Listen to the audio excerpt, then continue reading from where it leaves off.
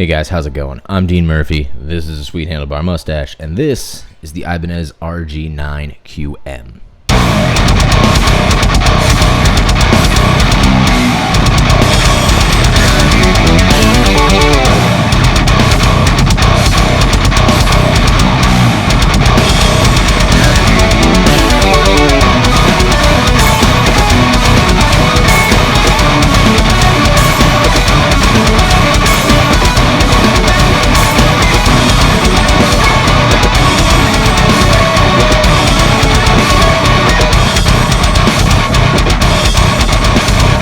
So I've actually been waiting to do this review for a while. I've had the guitar for probably a month or so, maybe a little bit more. And I just wanted to wait it until I actually had a firm grasp on it. I actually got semi-comfortable playing it. But I guess review-wise, I'll just go over a couple things on the guitar. Normal specs that you could easily find online. 28-inch scale on this thing. 28-inch scale. It's got a 37-inch radius according to the website, which seems a little crazy because, I mean, their 8 strings only have a 16-inch radius, so they went just nuts on the radius on this thing, which is cool. I like a flat radius. It's the flattest radius I've ever played. I do have the action kind of high on it, which kind of stinks, but you have to make sure the bottom strings aren't just making fart noises. It's got their Ibanez's own made passive 9-string pickups, which are, I mean, they're decent. I guess they're about as good as you can make a 9-string pickup. They're really weird.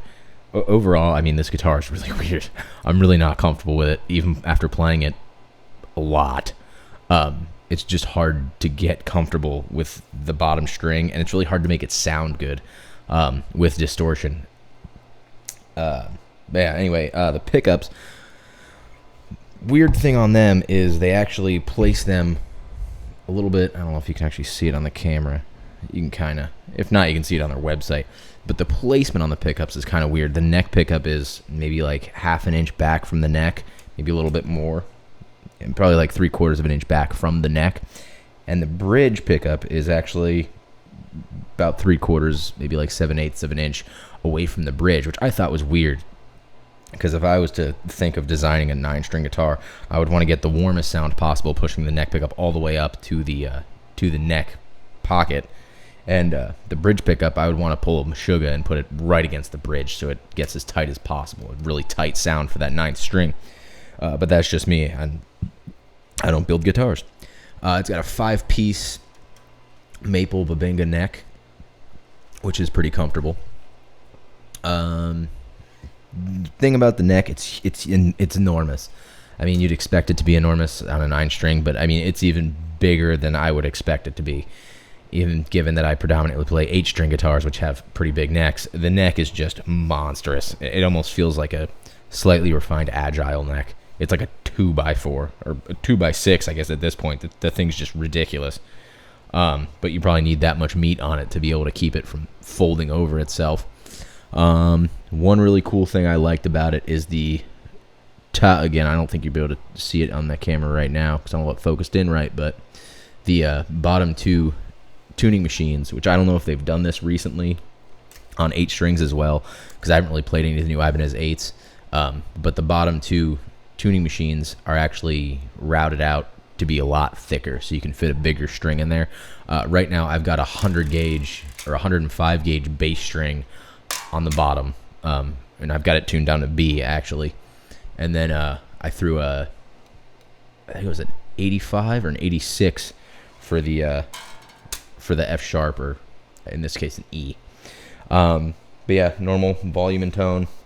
It's got a 5-way switch, Ibanez's normal little 5-way for their dual humbuckers, where you get the in-phase, out-of-phase sound, which, believe it or not, for the heavy stuff, like that little demo, believe it or not, I actually had it in the 4th position, so it was actually the inside coils were playing, I think it was in phase is how they have it set up. But that actually gave it, in my opinion, the best sound for distortion, because when you have it at the bridge pickup, no matter what, it's just got so much saturation, and there's just so much overdrive or distortion coming through it, even if you dial the distortion way back, that it just muddles it, and there's no real note. It's just So that fourth position where it's got the inner two coils actually sounds amazing.